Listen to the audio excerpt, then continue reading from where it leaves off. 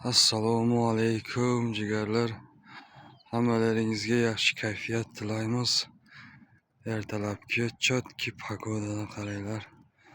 Juda ham zo'r, ajoyib deymiz. Buni qaranglar. Manzara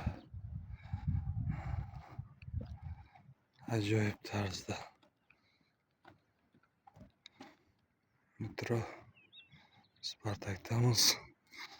Jigarlar, tabiatni qaranglar. Ertalabki havo, quyoshimiz bu tarafdan chiqyapti. Bu stadionimiz, bu gazonlar esa nima deymiz jigarlar? Bizni kuzatib borasizlar degan umiddamiz. Hammalaringizga yaxshi kayfiyat, a'lo darajada bo'lsin deymiz. Mana shunaqa gaplar jigarlar. Toza havoda o'tiribmiz. Metro ochilishini kutib.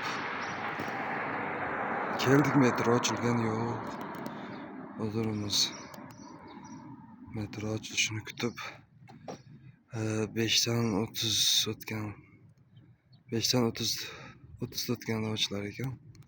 Shunga kutib o'tiribmiz jigarlar. Hammalaringizga yaxshi kayfiyat tilaymiz.